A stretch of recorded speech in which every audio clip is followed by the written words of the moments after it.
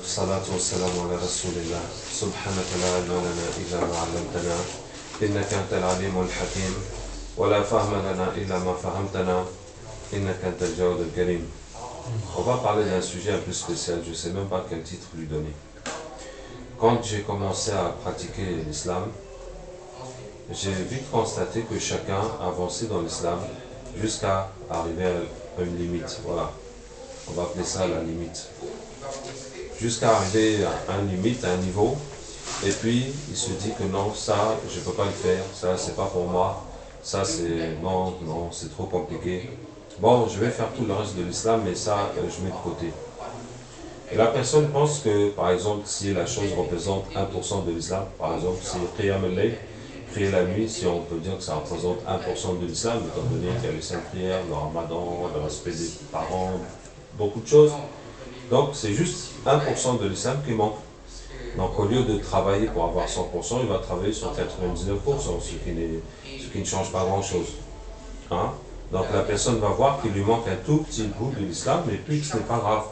Et puis qu'il peut avancer dans tout le reste, sans que ça lui change quelque chose. Et en fait, cette chose qu'il a décidé de ne pas faire, ou si c'est un défaut, de laisser, de ne pas changer, eh bien ça va lui empêcher de comprendre certaines choses dans l'islam. Et ça va l'empêcher dans certaines situations d'avoir la bonne réaction. Et ça va empêcher que cette dua soit acceptée dans certaines circonstances. Et ça va l'empêcher de faire d'autres bonnes actions auxquelles il ne pense même pas, etc. Et finalement, ça va créer une frontière tout autour de lui, dans laquelle il s'est emprisonné. Est-ce que vous comprenez? Hein? Ça va lui faire toute une limite qu'il ne pourra pas franchir à cause de ça. Et quelle que soit la limite que tu atteins et la limite dans laquelle tu t'enfermes, par rapport à l'islam qui est infini, par rapport à, ça veut dire on peut assimiler ça à l'infini par rapport à la capacité humaine. Puisque quand le prophète ça me dit que si la foi d'Abu Bakr était posée dans un bras de la balance et la foi de la Ummah dans un bras, la foi d'Abu Bakr sera plus lourde que la foi de toute la Ummah. Donc si toi en tant que membre de la Ummah, la foi que tu as, ça veut dire par exemple si tu as une foi de 100, tu pourrais atteindre combien maximum? Disons 100 millions. Hein? Sur un maximum de 100 millions, tu as 100. Donc la possibilité que tu as de développer, de multiplier, d'augmenter ta foi, elle est quasiment infinie par rapport à là où tu es. Ouais. Donc dans une capacité, dans un potentiel infini, on s'est limité à quelque chose, c'est comme presque rien. Ouais, 100 par rapport à 100 millions, c'est presque rien. Même si par rapport à celui qui a 10 ou 5 ou 2, mais c'est fantastique d'avoir ça. Hein? Donc qu'est-ce que je disais? J'ai vite constaté ce phénomène. La personne dit non, je ne veux pas cette chose. Et lui, il pense que c'est que ça qui lui manque. Alors que le problème, il est plus profond. Il a des défauts en lui. Et le fait d'avoir affronté cette chose, d'avoir résolu ce problème, ça lui aurait permis de surmonter beaucoup de défauts. Et ça lui a permis de découvrir d'autres choses, de comprendre d'autres choses, etc., etc. dans l'islam. Mais lui, il n'a pas vu tout ça. Donc il a juste cédé à sa faiblesse, à sa paresse, puis à son manque de confiance en Allah. Et puis voilà, on dit non, l'islam, je fais déjà ça, donc c'est bon. Pourquoi faut-il absolument que je me casse la tête à faire ce truc-là alors que ça me casse la tête? Je fais plein d'autres trucs et puis c'est bon, voilà, les autres ils ne font pas autant. Donc il va se trouver mille et une raisons de rester là où il est. Est-ce que vous voyez? Alors, bien entendu, depuis que j'ai découvert ça, je me suis dit, si jamais il faut avoir une limite dans sa vie, et il faut absolument repousser cette limite le plus loin possible. Et donc, chaque fois que j'arrive à un truc que je me dis, non, ça je ne peux pas le faire, ou c'est trop compliqué, ou chose, je dis, Inch'Allah, ce ne sera pas là ma limite. Coûte que coûte, c'est ça qu'il faut faire. Est-ce que tu vois? La chose que tu te dis que non, ça c'est pas pour toi, c'est celle-là que tu dois coûte que coûte faire. Que tu dois absolument faire, que tu dois absolument réaliser. Et tu dois absolument te dire non, je ne vais pas m'arrêter là. Hein? Parce que quand tu t'arrêtes, finalement, tu es limité, tu commences à reculer et tu deviens quelqu'un d'insignifiant pour l'islam. Ça veut dire quoi? Ça veut dire que quand il y a une situation, un problème, quelque chose de délicat, tu vas être démuni, tu vas être là. Jusqu'à ce que quelqu'un vienne apporter une solution à ce truc-là. Est-ce que tu vois?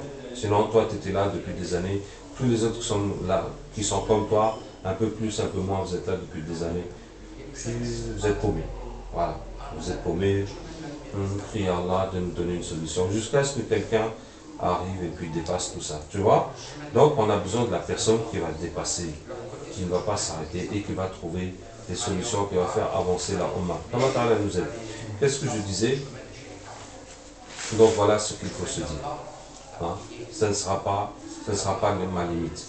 Maintenant, les potentiels qu'Allah Ta'ala peut nous donner, mais je pense que ce hadith Qudsi dit tout. Hein? Ce hadith Qudsi dit tout.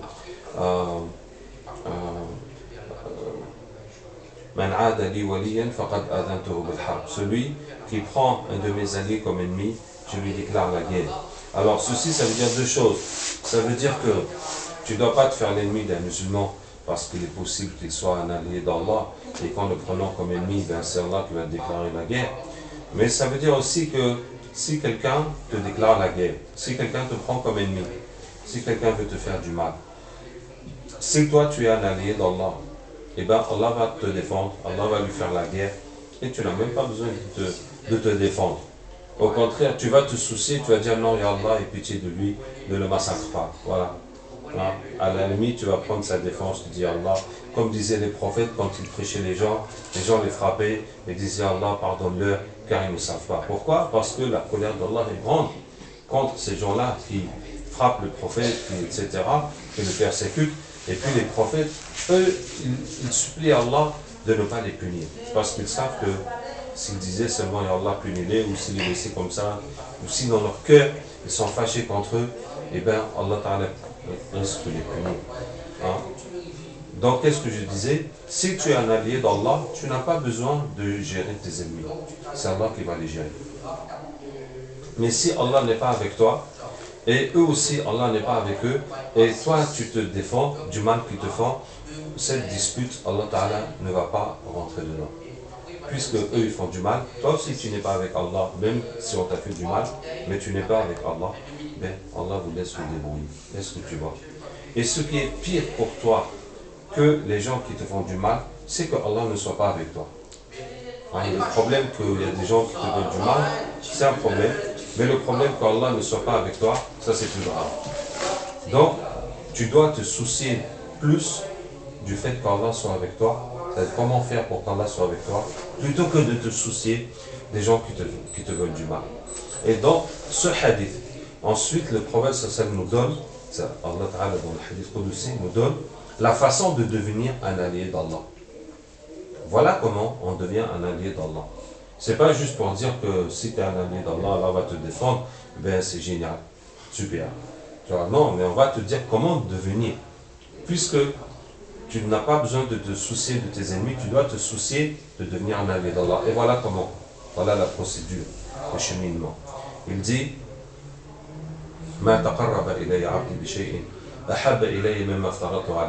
mon serviteur ne peut se rapprocher de moi par une chose que j'aime autant que les obligations, que ce que je lui ai imposé.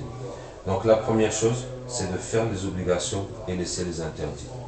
Donc dans une première phase, tu vas te focaliser, te concentrer à faire tout ce qui est obligatoire et laisser tout ce qui est interdit. Coûte que coûte, quoi qu'il arrive, quelles que soient les conséquences sociales et personnelles, etc., etc., etc. Donc tu vas le faire absolument, absolument, absolument. Donc s'il y a un péché que tu n'arrives pas à arrêter, tu vas revenir à la charge, forcer, chercher les solutions, t'éloigner des gens qui te tirent vers ce péché, changer de travail, en tout cas absolument, recadrer ta vie pour qu'il n'y ait plus de péché, pour que tout soit clair, que tout soit halal dans ton argent, que tes prières soient faites à l'heure, que tu t'habilles comme l'islam demande, etc., etc., etc. Donc voilà. Et c'est comme ça, Allah Ta'ala fait les obligations, les interdictions, c'est une épreuve pour la foi. Hein? Donc s'il y a un péché que tu n'arrives pas à laisser, ou une obligation que tu n'arrives pas à faire, il faut savoir que si tu vas faire des nafilas, quoi que tu peux faire, ça ne peut pas compenser. Le manque qui est dans ta foi, il est toujours là, quoi que tu fasses à côté. Donc il faut que tu règles ce problème avant tout. Après ça, وَمَا يَزَالُ عَبْدِي يَتَقَرَّبُ إِلَيَّ بِالنَّوَافِلِ حَتَّى أُحِبَّهُ. mon serviteur ne cesse de se rapprocher de moi par les nafilas jusqu'à ce que je l'aime. Hein? Mais il faut que les piliers, là, les obligations, les interdictions soient inébranlables. Que quoi qu'il arrive, tu ne vas jamais faire le péché et tu ne vas jamais laisser les obligations. Après, tu vas faire l'effort dans les nafilas, jusqu'à ce que Allah t'aime. À partir de combien de nafilas Allah Ta'ala va t'aimer? C'est très simple. À partir du moment où tu vas aimer ces nafilas plus que toute chose. C'est aussi simple que ça. Quand tu vas aimer les nafilas, le dhikr, le Coran, la prière de nuit, l'adoration d'Allah Ta'ala, plus que ta joie de trouver un bon plat, hein, ou de trouver ta femme, ou ton mari, ou tes enfants, ou plus que ta joie de gagner de l'argent, ou plus que ta joie d'avoir une bonne douche après avoir transpiré dans la chaleur, etc., c'est là qu'Allah Ta'ala va t'aimer. Mettons que tu aimes la pizza plus que les prières, que tu aimes le thé plus que le Coran. Comment tu penses qu'Allah va t'aimer? Est-ce que tu vois? Et réfléchis un peu. Tu lis le Coran, tu lis. Quand tu dis viens boire le thé, ah oui, j'arrive. Tu dis Allah va t'aimer comment? Ah, on est loin. Ça veut dire que ton cœur se réjouit plus de ces petits plaisirs qui n'ont même pas d'importance. Que dire des choses importantes? Que dire des choses importantes? Est-ce que tu peux être content de salade sobre que tu fais à la mosquée plus que ton enfant qui a guéri?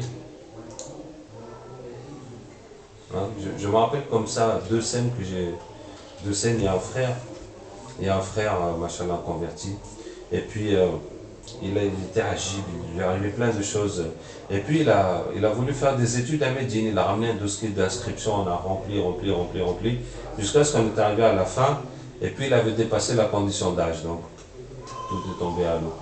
Hein? Et c'était la prière, on a prié.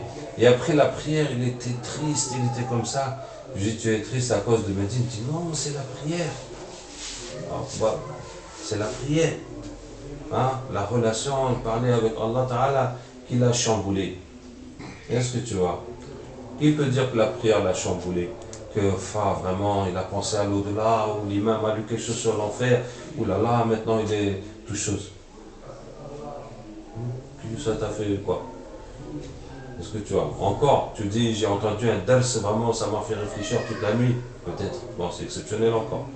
Hein, c'est vraiment exceptionnel. Hein. Mais, comme Allah nous dit. Je me rappelle comme ça, Khalid ibn al-Walid qui dit, une nuit que je passe avec une équipe de Muhajirin, une nuit noire sous une pluie torrentielle, attendant l'aube pour fondre sur nos ennemis, mais préférable à une nuit que je passe avec une épouse vierge, après laquelle on annonce la naissance d'un garçon. Donc je disais, à partir de quand on saura que Allah nous aime, quand on va aimer les nafilas plus que tout. Voilà. C'est là que Allah nous aime. Et ça veut dire que les nafilas, ça veut dire quoi? Comment on va augmenter les nafilas? Deux façons à ce qu'on les aime plus que tout. Est-ce que tu vois? Il ne suffit pas de remplir ces 24 heures de nafila. Non. Tu peux remplir tes 24 heures de nafila, puis tu ne sens rien dedans. Tu les fais, c'est tout. Comme une mécanique, n'est-ce pas? Comme une mécanique. Et malgré ça, hein, on te met le verre de thé, ton cœur il est aux anges. Alors que de rak'at ou de tasbih, ça ne te fait rien. Donc, il faut rendre. Et si on aime bien sûr les nafila, on va diminuer la dunya dans sa vie. Toutes ces choses ne nous intéressent pas. Donc il y a un changement dans la vie et une spiritualité, un feeling dans la prière, dans le but, dans tout, jusqu'à les aimer. Et après, une fois que je l'aime, je deviens sa vue par laquelle il voit, son ouïe par laquelle il entend, sa main par laquelle il frappe, son pied par lequel il marche. S'il me demande, je l'exauce. S'il demande ma protection, je le protège. Ah, qu'est-ce qui va se passer? Effectivement, on peut rêver, ça c'est comment. Il y en a qui essaient d'expliquer, dire que sa vue par laquelle il voit, ça vient, ne regarde que ce qui plaît à Allah, il n'écoute que ce qui plaît à Allah. Non, c'est faux. C'est faux, parce qu'Allah Ta'ala dit, et quand il me demande, je l'exauce. Quand il demande protection, je le protège. Ça veut dire qu'il y a quelque chose de spécial qu'Allah fait pour lui. Ce n'est pas juste du normal une tournure comme ça. Non, il va voir des choses que les gens ne voient pas. Il va entendre des choses que les gens n'entendent pas. Il va faire des choses que les gens ne peuvent pas faire. Hein? Il y a une puissance dans Allah Ta'ala qui va s'exprimer à travers son corps, ses actes, ses gestes, ses pensées, ses intentions, ses paroles, etc. etc. Bien entendu, c'est arrivé chez les Sahaba. Ça arrive, alhamdoulilah, ça arrive. Hein? Donc, masha'Allah, vous voyez, ce niveau-là, ça mérite qu'on lui donne sa vie. Ça mérite de donner sa vie pour ça. Allah nous aide. Quand c'est des études pour arriver à un diplôme, on comprend qu'il faut qu'on fasse l'école primaire, le collège, le lycée, plus des années de fac pour arriver à ce diplôme. Combien d'années de sa vie on a donné pour arriver à ce diplôme? Ça, tout le monde comprend. Hein? Mais ce niveau-là, d'amour d'Allah, d'acceptation d'Allah, d'obéissance, de nafila, d'être vraiment avec Allah Ta'ala, hein? Ça mérite. On se donne ce jour dans la vie. Hein? Et pour ça, chaque chose que tu n'arrives pas à faire, c'est ça, c'est ton médicament. C'est ça qui est ton médicament. Donc c'est ça que tu dois faire absolument. Hein? Chaque fois, jusqu'à ce que, masha'Allah, ça va venir, Inch'Allah. Bon, qu'est-ce que je voulais dire? Voici, c'était le principe de la limite. Et ce principe de la limite, je vais le jumeler avec un autre principe, qui est vivre le Coran. Hein? Quand j'ai commencé à faire l'islam, je me suis beaucoup attaché à la vie du prophète sallallahu alayhi wa sallam, comme science. Notamment quand j'étais partagé entre les frères musulmans et le tablier. Donc je me suis dit, on a discuté, je me suis dit, je vais lire la vie du prophète pour voir comment il a procédé. Comment il a procédé pour propager, pour installer la religion, etc. Bon, dès qu'on lit, on voit que c'est la foi avant tout. Et que si on n'a pas la foi de supporter les épreuves et d'être attaché avec Allah, mais ça ne sert à rien de rentrer dans un conflit politique ou social ou d'aider les pauvres, ou tout ça, ça n'a pas de sens. Si toi, ta relation avec Allah n'est pas établie, ben, ça ne sert à rien. Hein, donc, il faut passer par l'éducation spirituelle. Effectivement, c'était le tablier. Qu'est-ce que je disais? Mais l'élément qui est absent partout, c'est que le Coran était le manuel de formation du prophète sallallahu alayhi wa sallam. C'était leur manuel de formation. Ça les suivait année après année, événement après événement. Et ce concept, je ne l'ai retrouvé chez personne. Ni aucun groupe, ni même un individu. Ni même je n'ai vu chez aucun individu ce concept que on va retrouver un programme de formation. On va retrouver le programme de formation du Coran. Voilà par exemple une expérience que j'ai faite que je n'ai jamais entendu que personne n'a fait cette expérience. C'est quoi? C'est de reprendre toutes les sourates dans l'ordre chronologique. Ça veut dire que tu vas écrire 1, 2, 3 jusqu'à 114. La première c'est Iqra bismi Rabbi. La deuxième c'est Nun wal Qalam. Après Muddathir, Fatiha. On le met dans l'ordre. Si vous prenez le Coran traduit en français d'Arabie Saoudite, dans le titre de chaque sourate, vous avez l'ordre de révélation. Donc tu les mets dans l'ordre toutes. Maintenant tu as la chronologie des 114 sourates. Après, je lis la vie du prophète de A à Z. Chaque événement est mentionné dans le Coran. Donc, devant chaque sourate où il y a des événements, tu notes l'événement et l'année. Et donc, ça nous donne tous les événements de la vie du prophète tels qu'ils sont repris dans le Coran. Et en plus, entre chaque deux événements, les autres sourates où il n'y a aucun événement qui est mentionné. Et ce qui fait qu'on peut suivre parfaitement l'éducation du prophète et des Sahaba à travers les 23 années de la prophétie. Et tout le Coran, on sait dans quel contexte il est révélé. À quel niveau d'éducation, à quel niveau d'apprentissage il est révélé. Vous voyez, cette expérience, je ne connais personne qui l'a fait en dehors de moi. Vous voyez, c'est pour vous dire combien cet esprit de vivre le Coran est absent. Parce que je vous ai dit que dans le principe de la limite, il ne faut jamais accepter une limite. Dire ça, je ne vais pas le faire. Et la limite que tout le monde a acceptée, c'est vivre le Coran, on ne peut pas le faire. Hein, vivre le Coran, c'est trop dur. Vivre le Coran, c'était les Sahaba, etc. Ça, c'est une limite que tout le monde a admis. Est-ce que vous voyez? Alors que, subhanallah, mais comment peut-on accepter de vivre un islam qui n'est pas l'islam des Sahaba? Vous voyez? Mais ce n'est pas ça que les Sahaba ont vécu. Ce n'est pas ça que le prophète leur a enseigné. Il n'était pas comme ça. Et regardez à la Mecque, toutes les années à la Mecque de souffrance, c'était pourquoi? C'était pour atteindre une étape éducative. C'était pour atteindre un objectif dans la foi. Et tant que cet objectif n'était pas atteint, les Sahaba ont fait des années. Vous voyez? Ça veut dire que l'histoire de l'islam à la Mecque, il n'y avait pas une expansion ni dans le nombre, ni dans la législation, ni une expansion géographique.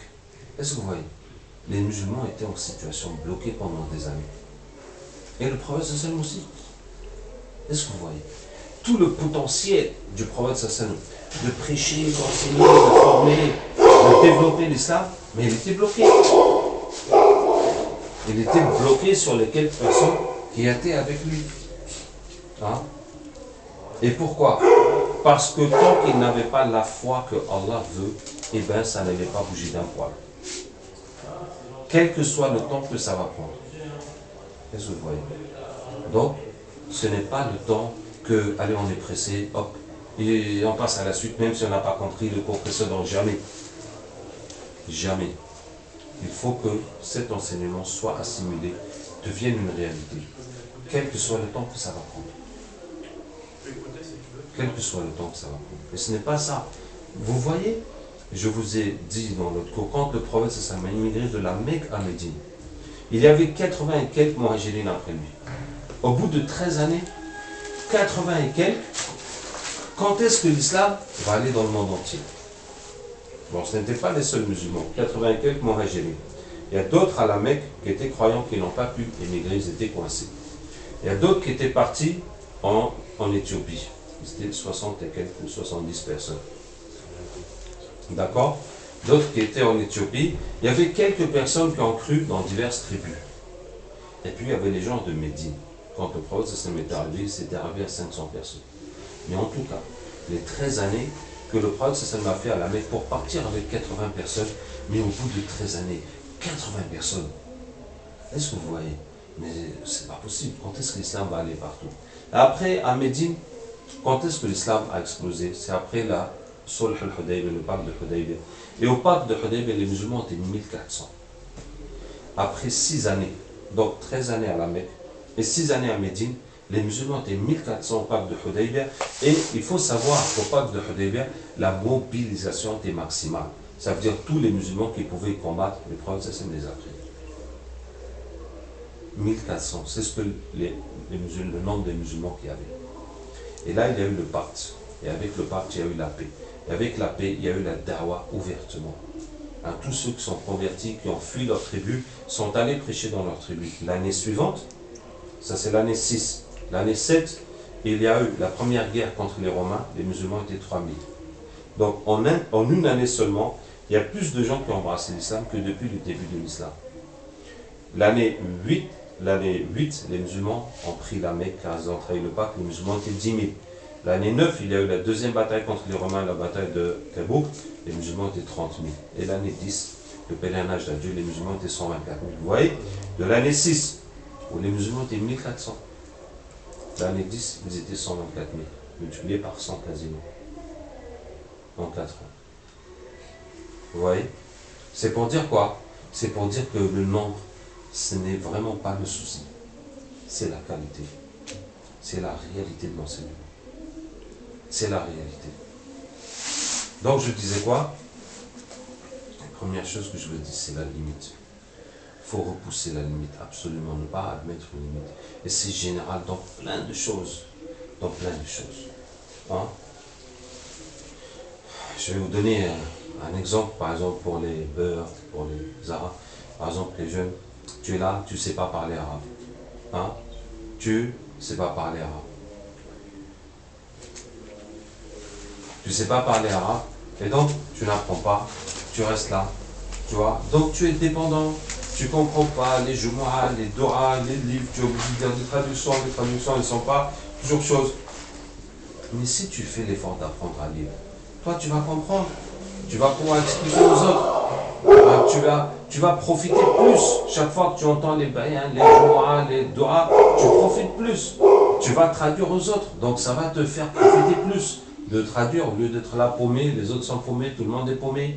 Tu vois, après ça va t'ouvrir d'autres voies. Tu vas pouvoir prêcher en arabe, tu vas pouvoir traduire des livres, tu vas pouvoir traduire des conférences, etc. Et tout ça, si tu as eu la paresse de ne pas apprendre l'arabe, eh bien, tu as raté tout ça.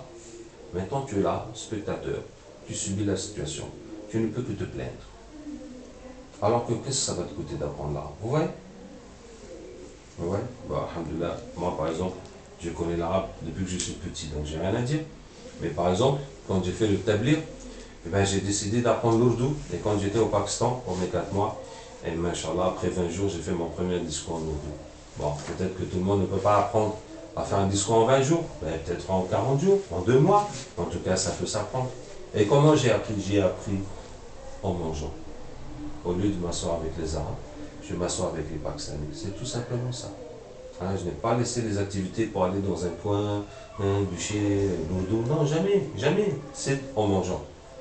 Au lieu de, pendant tout le repas, et c'est comme ça. Et c'est comme ça. Pour dire que l'arabe, vous pouvez l'apprendre avec tous ceux qui parlent arabe. Vous n'avez pas besoin d'un hostess de donner des heures, de donner ceci, cela. Au lieu d'être là, à rien faire, à rien dire, à ne pas savoir quoi faire, eh bien vous essayez avec quelqu'un qui connaît. Vous prenez. C'est tout. Toutes les sourates que vous connaissez, vous cherchez la traduction, les doigts que vous connaissez, et vous avez des livres traduits comme Riyad Salihin ou comme le Coran, vous travaillez avec, vous apprenez l'arabe, et puis voilà, vous maîtrisez.